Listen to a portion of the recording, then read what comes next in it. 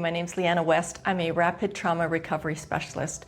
And if you're still with him after betrayal, you might have lost yourself before you lost him. And here's how to get her back. In this video, we're going to take a look at why it's so hard to leave a high-value man. But on the other hand, if you're with a washed-up, lying piece of shit, it's a no-brainer to leave, right? Well, not so fast. It might be even harder to leave that broke-ass piece of shit because of who you've become, which is nowhere near who you used to be or who you really are authentically. Let's take a look at some client situations, and then we're going to take a look at mine. So one of my clients was totally independent. She was making her own money, and this was back in the day when women really didn't do that. So here's a woman who's got her own stuff going on, and then she settles for someone that's not quite up to her level, who missed the mark on so many levels, but she stayed with him because he loved her so much. And he traveled a lot, and he would come home, just throw his suitcase on the floor, and then he would not contribute in any way. And he took so much of her that she lost her sense of self. She lost connection with that powerful woman that she stopped being because she stopped listening to her intuition, just like I did. I stopped listening to my intuition, and I was so far from myself. I was with a high-value guy, but I was getting these intuitive hits, and I was listening to everybody except myself. You know, you listen to friends that are trying to reassure you. You're listening to the guy that is gaslighting you, the guy that knows exactly what's going on, and he's making you question yourself so that he can keep doing things on the down low. And you will listen sometimes to the point where one of my clients got an STD. And when she talked with her partner about it, who's been running around town, who is for the streets, he gaslights her into thinking that it must have been something about her and what she was doing. And it got to the point where she was questioning her reality, even though on another level, she knew exactly what was going on. At that subconscious level, she knew exactly what was going down. But at the subconscious level, she knew what was going on. But her body was trapped inside this mind that kept rationalizing. And rationalizing means that you're actually trying to justify irrational behavior with reasons that are somehow plausible. And this keeps you tolerating and accepting bad behavior. And this client got cancer twice, probably because all of the stuff that was going on in her body. And her husband never lifted a finger to take care of her. She had to depend on everybody else except her husband.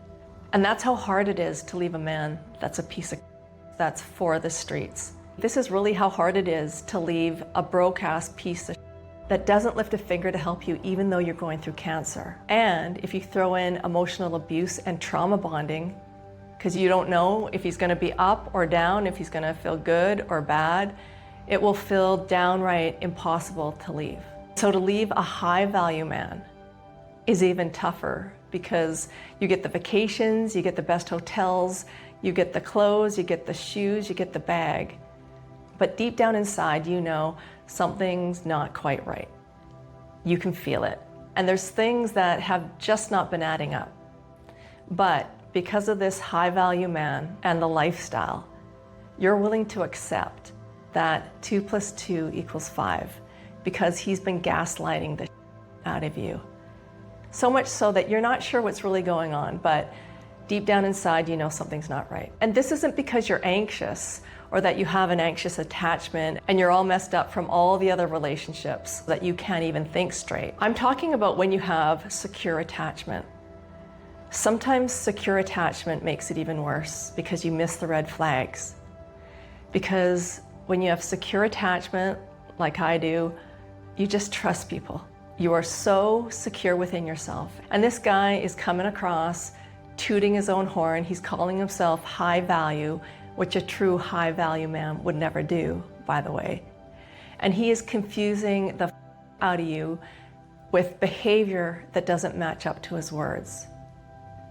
And those little hits that you get from your intuition are screaming at you. They're telling you that something's wrong here. Something is definitely afoot. And my D-Day started when I found receipts, actual Victoria's Secret receipts.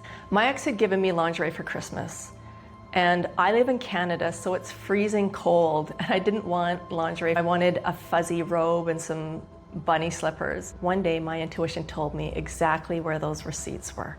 I was walking in my ex's hallway, and my intuition said, stop right now and look up. And I look up, and I see this blue box that I had never noticed before. And something said, yeah, that box right there, bring it down. So I looked in the box, saw the Victoria's Secret receipt, and my intuition said, bring that out and take a picture of it. So I took a picture and I put the box back up. And then later that day when I went home, I looked at the receipt. It was the receipt for that pink frilly thing that he had purchased for me.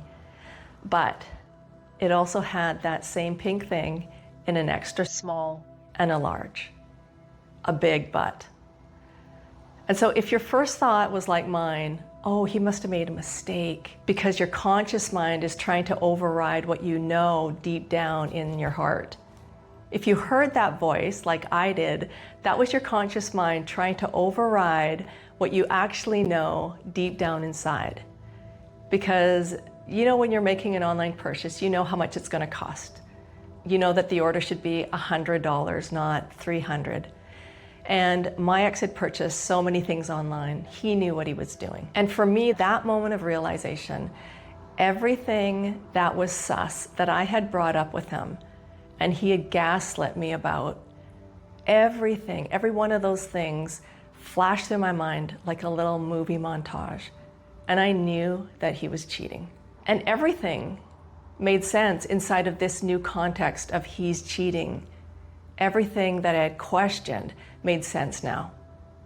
And I had this shitty feeling, this hot, terrible feeling that took over my body, and I felt like I was burning up. I felt like my body was on fire. And I think that it's actually these neurons that are firing up in your brain and all over your body as they make these connections, as it starts to make these connections, as your mind catches up to what your body knew all this time. And so I went to bed that night feeling betrayed and confused as like, who is this guy? What have I been doing for the past 3 years? And that night I had a dream. And in my dream, I called Victoria's Secret. So guess what I did when I woke up? I called Victoria's Secret. And there were 3 different orders, almost $800 worth of lingerie, 14 different things, of which I only received 1.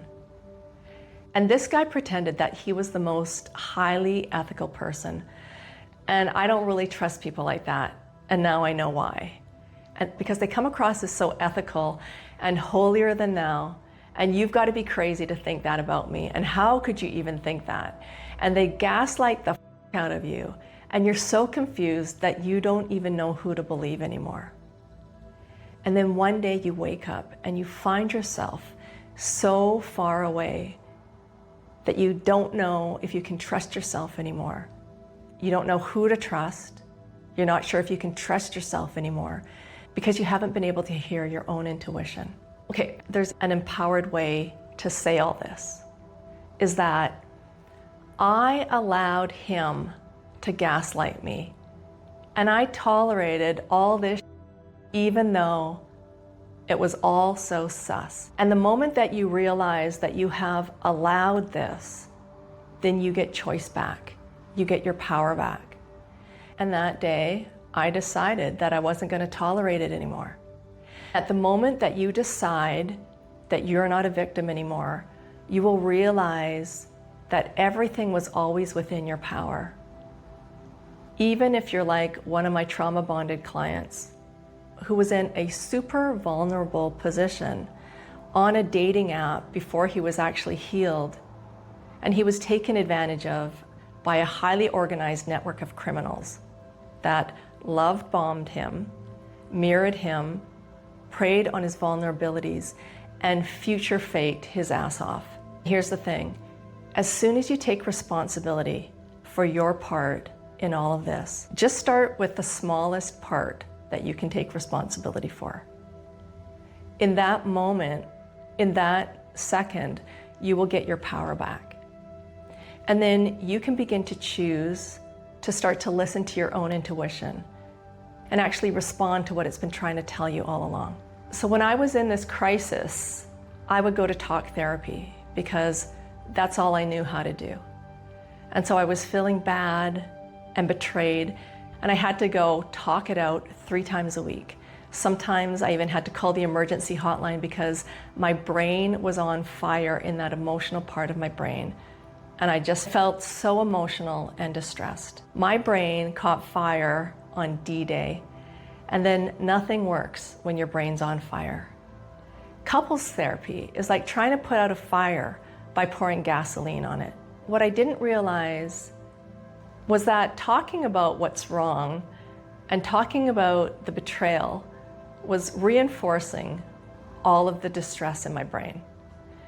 And even though I kept talking it out about how bad I was feeling and journaling and talking about how confused I was and trying to figure out what had happened, it wasn't giving me the clarity that I was looking for.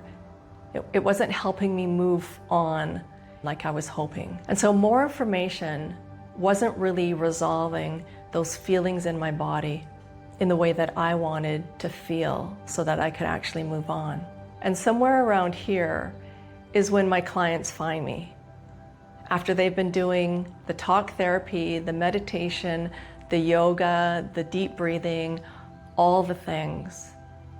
And sometimes it's even after a bad trip on psychedelics, because psychedelics don't necessarily illuminate the shadows. When you've had trauma, they amplify them. They amplify whatever is going down in the shadows of your subconscious.